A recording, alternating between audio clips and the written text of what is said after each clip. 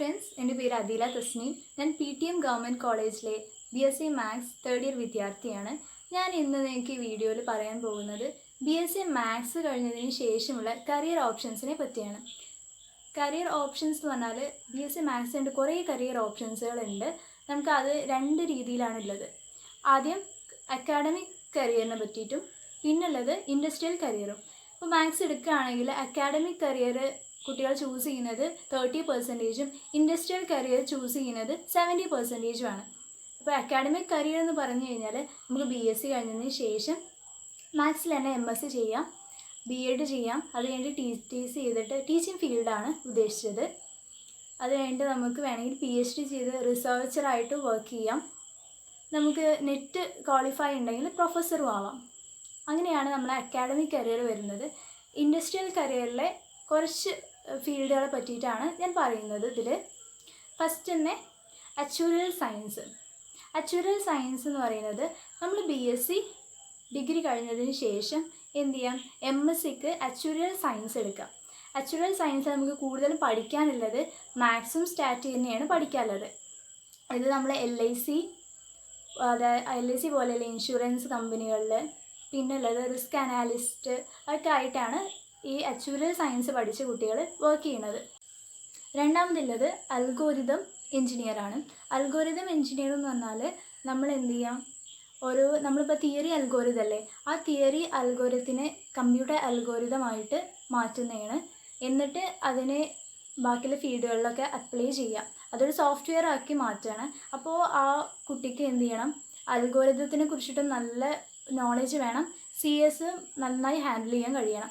മൂന്നാമത്തേത് budget analyst. Budget analyst ചെയ്യുന്ന work എന്ന് പറഞ്ഞാൽ ഓരോ കമ്പനികളിലാണ് ഇത് വർക്ക് ചെയ്യുക. പ്രൈവറ്റ് കമ്പനികളിൽ വർക്ക് ചെയ്യും.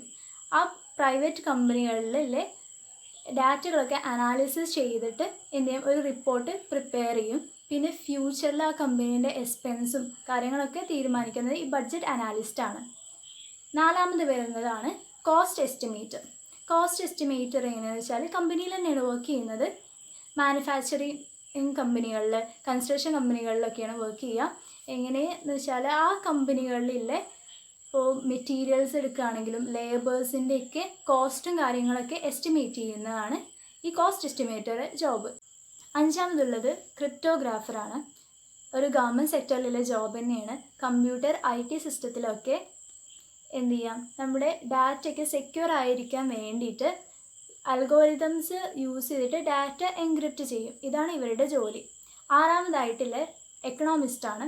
എക്കണോമിസ്റ്റ് ചെയ്യുന്നത് ഇവർ ടാക്സ്, എംപ്ലോയ്മെൻറ്റ്, ഇൻട്രസ്റ്റ് റേറ്റ് ഇതിലൊക്കെ എക്സാമിൻ ചെയ്യുകയാണ് ചെയ്യുന്നത്. പിന്നെ ഇവർക്ക് കൂടുതലായിട്ട് നോളജ് വേണ്ടത് മാർക്കറ്റ് ഡാറ്റനെ കുറിച്ചിട്ട്, പിന്നെ മാത്തമാറ്റിക്കൽ മോഡൽസിനെ കുറിച്ചിട്ട്, സ്റ്റാറ്റിസ്റ്റിക്കൽ അനാലിസിസിനെ കുറിച്ചിട്ടാണ് കൂടുതലായിട്ട് അറിവ് വേണ്ടത്. ഏഴാമതായുള്ളത് എനർജി അനാലിസ്റ്റാണ്. എനർജി അനാലിസ്റ്റ് ചെയ്യുന്നത് ഇലക്ട്രിസിറ്റി മാർക്കറ്റിങ്ങിൻ്റെ ട്രെൻഡ് മനസ്സിലാക്കിയിട്ട് അങ്ങനെ വർക്ക് ചെയ്യുന്ന ആളാണ്. അത് എക്സാമിൻ ചെയ്യുകയാണ് ഇവരുടെ ജോലി. അതിലിവർ പുതിയതായിട്ടുള്ള സ്റ്റാറ്റിസ്റ്റിക്കൽ ടെക്നോളജികളാണ് യൂസ് ചെയ്യുന്നത്. ഇത് പ്രൈവറ്റ് സെക്ടറിലാണ് കൂടുതലായിട്ടുള്ളത്. ഗവൺമെൻറ് സെക്ടറിൽ ഇപ്പോൾ KCB പോലുള്ളതിലാണ് ഇതിനുള്ള ജോബുള്ളത്. അത് കഴിഞ്ഞിട്ട് ഫിനാൻഷ്യൽ പ്ലാനർ എന്നിട്ടുള്ളൊരു ജോബുണ്ട്. ഫിനാൻഷ്യൽ പ്ലാനർ അവരുടെ എന്തെങ്കിലും കൺസൾട്ട് ചെയ്യാൻ വരുന്ന ക്ലയൻസിന് എന്താണോ ആവശ്യമായിട്ടുള്ള ഫിനാൻഷ്യൽ ഗോള്, അതിനുള്ള സ്ട്രാറ്റജീസ് ക്രിയേറ്റ് ചെയ്ത് കൊടുക്കലാണ് ചെയ്യുന്നത്. അവരുടെ ആ ഫിനാൻഷ്യൽ ഗോൾ അച്ചീവ് ചെയ്യാനുള്ളത്. അതൊരു ഇൻഡിവിജ്വൽ ആയിരിക്കും ക്ലയൻ്റായിട്ട് വരുന്നത്. ചിലപ്പോൾ ഒരു കോർപ്പറേറ്റ് ആയിട്ടുള്ള കമ്പനികളൊക്കെ ആയിരിക്കും ക്ലയൻ്റായിട്ട് വരുന്നത്. ഇനിയുള്ളത് ഫ്രോഡ് ഇൻവെസ്റ്റിഗേറ്ററാണ്. ഓരോ കമ്പനികളിൽ ഓരോ പ്രൊപ്പോസൽസ് ഉണ്ടാവും. ആ പ്രൊപ്പോസൽസിനെ കുറിച്ചൊക്കെ ഡീറ്റെയിൽ ആയി പഠിക്കുക. അതിൽ വല്ല ലോജിക്കൽ മിസ്മാച്ചുകൾ ഉണ്ടോയെന്ന് മനസ്സിലാക്കിയിട്ട് അതൊരു ഫ്രോഡായിട്ടുള്ള ഒരു പ്രൊപ്പോസലാണോ അത് നല്ല പ്രൊപ്പോസലാണോ എന്ന് കമ്പനിക്ക് മനസ്സിലാക്കി കൊടുക്കലാണ് ഇവരുടെ ജോലി. ഇനിയുള്ളത് ഇൻവെൻ്ററി കൺട്രോൾ സ്പെഷ്യലിസ്റ്റാണ്.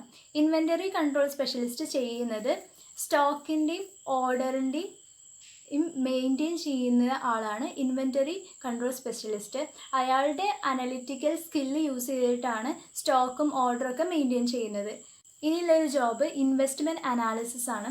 ഇൻവെസ്റ്റ്മെൻറ്റ് അനാലിസിസ് ചെയ്യുന്ന കാര്യം എന്ന് പറഞ്ഞാൽ എക്കണോമിക്കൽ ട്രെൻഡ് മനസ്സിലാക്കിയിട്ട് ഏതിനാണോ മൂല്യമുള്ളത് അതിൽ ഇൻവെസ്റ്റ് ചെയ്യാനുള്ള അഡ്വൈസും അതിൽ ഇൻവെസ്റ്റ് ചെയ്ത് ലാഭം ഉണ്ടാക്കാനുള്ള വഴികൾ നോക്കുന്ന ആളാണ്. അത് ആ കമ്പനിക്ക് കൂടുതൽ ഹെൽപ്ഫുൾ ആവും. അതുകൊണ്ടാണ് അങ്ങനെ ഒരു പോസ്റ്റ് കമ്പനികളിൽ ഉള്ളത്. വേറെ ഒരു നല്ല സാലറി ഉള്ള ജോബ് എന്ന് പറയുന്നത് മാത്തമാറ്റീഷ്യൻ ജോബാണ്. മാത്തമാറ്റീഷ്യൻസ് ചെയ്യേണ്ട ന്യൂമറിക്കൽ അനാലിസിസ് യൂസ് ചെയ്ത് പ്രോബ്ലംസ് സോൾവ് ചെയ്യുക, മാത്തമാറ്റിക്കൽ മോഡൽസ് ഒക്കെ ഡെവലപ്പ് ചെയ്യുക, പിന്നെ ബിസിനസ് പ്രോബ്ലംസ് അവരുടെ ഡാറ്റയ്ക്ക് അനാലിസിസ് ചെയ്ത് സോൾവ് ചെയ്ത് കൊടുക്കലാണ് അധികം മാത്തമാറ്റീഷ്യൻസും ചെയ്യുന്നത്. പിന്നെ വേറൊരു നല്ലൊരു കോഴ്സ് എന്ന് പറയുന്നത് മാത്തമാറ്റിക്കൽ മോഡലിംഗ് ആണ്. മാത്തമാറ്റിക്കൽ മോഡലിംഗ് എന്ന് പറയുന്നത് ഗെയിം ഡിസൈൻ ചെയ്യുന്ന കമ്പനികൾ ഉണ്ടാവില്ലേ, അവിടെയാണ്. അപ്പോൾ മാത്തമാറ്റിക്കൽ മോഡൽസ് ഒക്കെ യൂസ് ചെയ്തിട്ട് ഗെയിംസിനുള്ള ക്യാരക്ടേഴ്സിനെയൊക്കെ ഡിസൈൻ ചെയ്ത് കൊടുക്കുന്നതാണ് മാത്തമാറ്റിക്കൽ മോഡലറിൻ്റെ ജോലി. ഇനിയിപ്പോൾ ഈ പറഞ്ഞ ഈ കോഴ്സുകളൊക്കെ അല്ലേ, ആ കോഴ്സുകളൊക്കെ നമുക്ക് അറ്റൈൻ ചെയ്യണമെങ്കിൽ കുറച്ച് സ്കിൽസും കൂടി വേണം. നമ്മൾ വെറും ഡിഗ്രി മാത്രം ഉണ്ടായിട്ട് കാര്യമില്ല. അപ്പോൾ ആ സ്കിൽസൊക്കെ സർട്ടിഫൈഡ് കോഴ്സസ് പ്രൊവൈഡ് ചെയ്യുന്നുണ്ട്. ഒന്നില്ലെങ്കിൽ ഡിഗ്രി കഴിഞ്ഞതിന് ശേഷം ആ സർട്ടിഫൈഡ് കോഴ്സുകൾ ചെയ്യുക, അല്ലെങ്കിൽ ഏറ്റവും നല്ലത് ഡിഗ്രിയോട് കൂടി തന്നെ ഈ സർട്ടിഫൈഡ് കോഴ്സ് ചെയ്യുന്നതാണ്. ഓൺലൈനായിട്ട് നമുക്ക് ഈ കോഴ്സുകളൊക്കെ ചെയ്യാനുള്ള അവസരങ്ങളുണ്ട്. BSc മാത്സിൻ്റെ ഡിഗ്രി കഴിഞ്ഞതിന് ശേഷം നമുക്ക് MSc മാത്സ് തന്നെ എടുക്കണമെന്നില്ല. നമുക്ക് വേണമെങ്കിൽ MCA എടുക്കാം. MCA എടുത്തിട്ട് IT കരിയറിലേക്ക് പോവാം. അതല്ലാതെ നമുക്ക് മാസ്റ്റേഴ്സ് ഇൻ എക്കണോമിക്സ് എടുക്കാം. എക്കണോമിക്സ് എടുത്തു കഴിഞ്ഞാൽ ഒരു ബെനിഫിറ്റ് എന്ന് പറഞ്ഞാൽ ഇന്ത്യൻ എക്കണോമിക് സർവീസ് പറയുന്ന ഒരു എക്സാം ഉണ്ട്, UPSC നടത്തുന്നത്. ആ എക്സാമൊക്കെ എഴുതിയിട്ട് നല്ല ജോബിലേക്ക് എത്താൻ കഴിയും. പിന്നുള്ളത് നമുക്ക് MSc ഇൻ സ്റ്റാറ്റിസ്റ്റിക്സ് ആണ് എടുക്കാനുള്ളത്. MSc ഇൻ സ്റ്റാറ്റിസ്റ്റിക്സിൽ ടീച്ചിങ് ലെവലായി വരുന്നത് 25%, നോൺ ടീച്ചിങ് ആയി വരുന്നത് 75% വരുന്നത്. ഇതിൽ ഓഫർ ചെയ്യുന്ന കുറേ ഗവൺമെൻറ് സെക്ടറിലെ ജോബുകളുണ്ട്. അതാണ് ഇതിൻ്റെ ഏറ്റവും വലിയ highlight. Indian statistical service ISS exam UPSC നടത്തുന്ന എക്സാമാണ്. നമ്മുടെ എക്കണോമിക്സിൽ നടത്തുന്ന അതേപോലെ തന്നെയുള്ള ഒരു എക്സാമാണ് ഇതും. അപ്പോൾ ഇതിൽ നല്ല ജോബുകൾ നമുക്ക് കിട്ടും. പിന്നെ സ്റ്റാറ്റിസ്റ്റിക്കൽ ഇൻവെസ്റ്റിഗേറ്റർ, സ്റ്റാറ്റിസ്റ്റിക്കൽ അസിസ്റ്റൻ്റ് പോലെയുള്ള എക്സാമുകളുണ്ട്. അതിപ്പോൾ ഡിഗ്രിയിൽ നമ്മൾ മാത്സ് പഠിക്കുന്നതിൽ കൂടെ നമ്മൾ സ്റ്റാറ്റ് എന്ന് പറഞ്ഞ സബ്ജക്റ്റ് പഠിക്കുന്നുണ്ട്.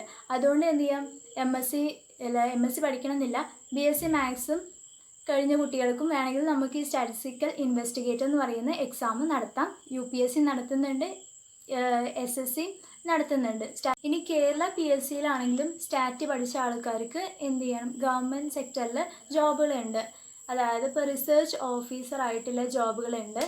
പിന്നുള്ളത് അതിപ്പോൾ MSc സ്റ്റാറ്റ് പഠിച്ച ആൾക്കും MSc മാത്സ് പഠിച്ച ആൾക്കും എന്ത് ചെയ്യാം, ഇതിനെ അപ്ലൈ ചെയ്യാം. റിസർച്ച് അനാലിസിസ്റ്റ്, പ്ലാനിങ് കമ്മീഷനിലൊക്കെ വിളിക്കും, PSC വിളിക്കും. അപ്പോൾ നമുക്ക് അപ്ലൈ ചെയ്യാവുന്നതേ ഉള്ളൂ.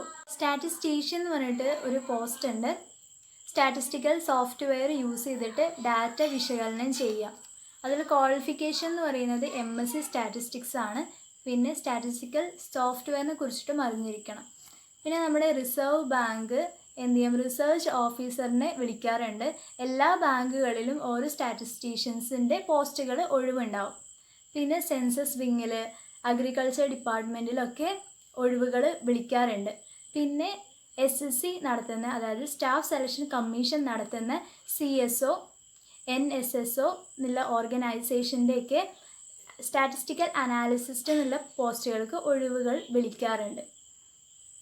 BSc മാത്സ് കഴിഞ്ഞതിന് ശേഷം ഗവൺമെൻറ് ഓർഗനൈസേഷൻ ആയിട്ടില്ല ISROയിൽ, ഡിഫൻസിലൊക്കെ നമുക്ക് അവസരങ്ങൾ വരുന്നുണ്ട്. പിന്നെ നോർമൽ PSc ഇപ്പോൾ ഡിഗ്രി കഴിഞ്ഞാൽ എല്ലാവരും എഴുതുന്ന PSCകളൊക്കെ നമുക്ക് അറ്റൻഡ് ചെയ്യാം. പിന്നെ മാത്സ് പഠിച്ചു എന്നുള്ളൊരു ബെനിഫിറ്റ് എന്ന് പറയുന്നത് നമുക്ക് PSCകളൊക്കെ പെട്ടെന്ന് ക്രാക്ക് ചെയ്യാൻ കഴിയുന്നുണ്ട്. നമ്മൾ ലോജിക്കൽ റീസണിങ് സ്കില്ലൊക്കെ നന്നായി ഡെവലപ്പ് ചെയ്യുന്നുണ്ട് ഈ ഡിഗ്രി കാലയളവിൽ തന്നെ. പിന്നെ നമുക്ക് പ്രോബ്ലംസൊക്കെ പെട്ടെന്ന് സോൾവ് ചെയ്യാനും കഴിയും. അപ്പോൾ കുറച്ച് ഇംഗ്ലീഷും കുറച്ച് GK ഒക്കെ ഉണ്ടെങ്കിൽ നമുക്ക് പെട്ടെന്ന് PSC ക്രാക്ക് ചെയ്യാൻ പറ്റും. ബാങ്കിലൊക്കെ പ്രൊബേഷണറി ഓഫീസറായിട്ടും ക്ലർക്കായിട്ടൊക്കെ കുറേ പേര് വർക്ക് ചെയ്യുന്നുണ്ട് മാത്സ് എടുത്തവർ തന്നെ. പിന്നെ വേറൊരു ഓപ്ഷൻ എന്ന് പറയുന്നത് MSc ഇൻ ബയോസ്റ്റാറ്റിസ്റ്റിക്സ് ആണ്. ബയോസ്റ്റാറ്റിസ്റ്റീഷ്യൻ എന്നാണ് ആ പോസ്റ്റിൻ്റെ പേര്. എല്ലാ മെഡിക്കൽ കോളേജുകളിലും ബയോസ്റ്റാറ്റിസ്റ്റീഷ്യൻ എന്ന് പറഞ്ഞിട്ടൊരു പോസ്റ്റ് ഉണ്ട്. പിന്നെ പറയാനുള്ളത് ഡാറ്റ സയൻസ് എന്ന് പറയുന്ന പുതിയൊരു ബ്രാഞ്ച് തന്നെ ഉണ്ട്. അതിപ്പോൾ BSc ആയിട്ടൊന്നും വന്നിട്ടില്ല. ഇപ്പോൾ നമ്മുടെ പുതിയ ന്യൂ എഡ്യൂക്കേഷണൽ പോളിസി 2020 ഇല്ലേ, അതിലിപ്പോൾ ഡിഗ്രി 4 കൊല്ലമൊക്കെ ആക്കുന്നുണ്ട്. അതിലൊക്കെ ചിലപ്പോൾ നമുക്ക് എന്ത് ചെയ്യാം, BSc ഡാറ്റ സയൻസ് എന്ന കോഴ്സിനെ കാണാൻ കഴിയും.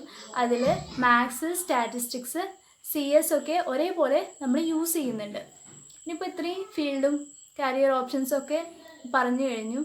ഇനി പറയാനുള്ളത് നിങ്ങളുടെ പേഴ്സണാലിറ്റി, നിങ്ങളുടെ ആപ്റ്റിറ്റ്യൂഡ് സ്കില്ലിനനുസരിച്ചിട്ടുള്ള കോഴ്സാണ് നിങ്ങൾ തിരഞ്ഞെടുക്കേണ്ടത്. എന്നാൽ മാത്രമേ നിങ്ങൾക്ക് അതിൽ മാക്സിമം ചെയ്തിട്ട് അതിൽ സക്സസ് ഉണ്ടാവാൻ കഴിയുള്ളൂ.